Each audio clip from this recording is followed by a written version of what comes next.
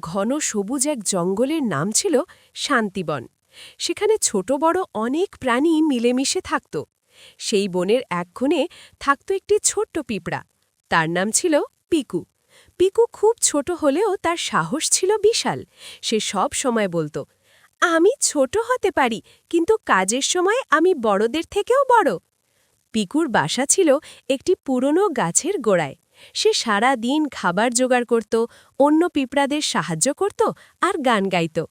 একই বনের আরেক পাশে থাকত এক সাপ। তার নাম ছিল শ্যামল। শ্যামল দেখতে ভয়ঙ্কর হলেও ভেতরে ভেতরে সে খারাপ ছিল না। কিন্তু সমস্যা হল, বনের সবাই তাকে ভয় পেত।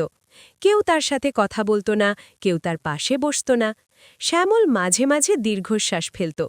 আমাকে দেখেই সবাই পালায়, কেউ কি জানে না আমারও মন আছে? আর বনের ঝোপের কাছে থাকত এক বেজি। তার নাম ছিল বাপ্পা। বাপ্পা ছিল দারুণ চঞ্চল আর একটু বেশি আত্মবিশ্বাসী। সে সব সময় বলত, আমি বনের সবচেয়ে সাহসী প্রাণী।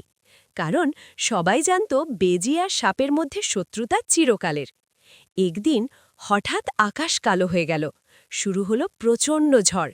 গাছ ভাঙছে, ডাল উড়ছে, বৃষ্টি পড়ছে ঝমঝম করে। পিকুর ছোট বাসা পানিতে ভেসে যাওয়ার উপক্রম। পিকু চিৎকার করল, বাঁচাও, কেউ আছে? ঠিক তখন শ্যামল পাশ দিয়ে যাচ্ছিল। সে দেখল পিকুর অবস্থা খারাপ। এক মুহূর্ত দেরি না করে সে তার লম্বা শরীর দিয়ে গাছের চারপাশে পেঁচিয়ে ধরল, যাতে গাছটা পড়ে না যায়। পিকু অবাক, তুমি আমাকে বাঁচালে? শ্যামল হালকা হেসে বলল, সবাই ভাবে আমি খারাপ, কিন্তু বিপদে কাউকে ফেলে রাখা আমার স্বভাব নয়। ওদিকে বাপ্পা ঝোপের নিচে লুকিয়েছিল। সে সব দেখছিল। ঝড় থামার পর বনের অনেক জায়গা ভেঙে গেছে, খাবারও কমে গেছে। পরদিন সকাল। বনে খাবারের অভাব, অনেক প্রাণী চিন্তিত। পিকু বলল, আমরা যদি সবাই মিলে কাজ করি তাহলে সমস্যার সমাধান হবে।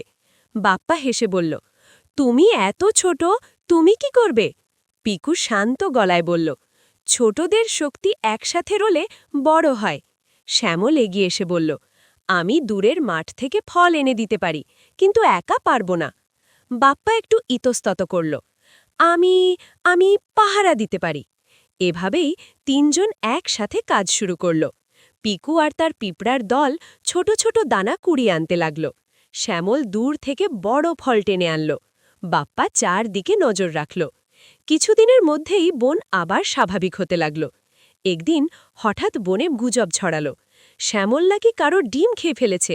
সবাই শ্যামলের দিকে আঙুল তুলল। শ্যামল কাপা গলায় বলল, আমি করিনি। বাপ্পা প্রথমে চুপ ছিল, কারণ সাপেদের নিয়ে তার সন্দেহ ছিলই। কিন্তু পিকু বলল, প্রমাণ ছাড়া কাউকে দোষ দেওয়া ঠিক না। পিকু তার দল নিয়ে খোঁজ শুরু করল। তারা ছোট বলে মাটির ছোট ছোট চিহ্নও দেখতে পায়। অবশেষে তারা আবিষ্কার করল ডিমগুলো খেয়েছে এক বুনো ইঁদুর। সবাই লজ্জা পেল। বাপ্পা শ্যামলের কাছে এসে বলল, আমি তোমাকে বিশ্বাস করিনি, দুঃখিত। শ্যামল হেসে বলল, বন্ধু হলে সন্দেহ নয়, বিশ্বাস দরকার। কয়েকদিন পর আবার বিপদ। জঙ্গলে আগুন লেগেছে, সব প্রাণী দৌড়াচ্ছে, চারদিকে ধোঁয়া। পিকু বলল, আমাদের একসাথে থাকতে হবে। শ্যামল কার শরীর দিয়ে ছোট প্রাণীদের নিরাপদ পথে নিয়ে গেল। বাপ্পা দ্রুত দৌড়ে দৌড়ে সবাইকে সতর্ক করল। পিকু তার দল নিয়ে মাটির নিচের নিরাপদ পথ দেখাল।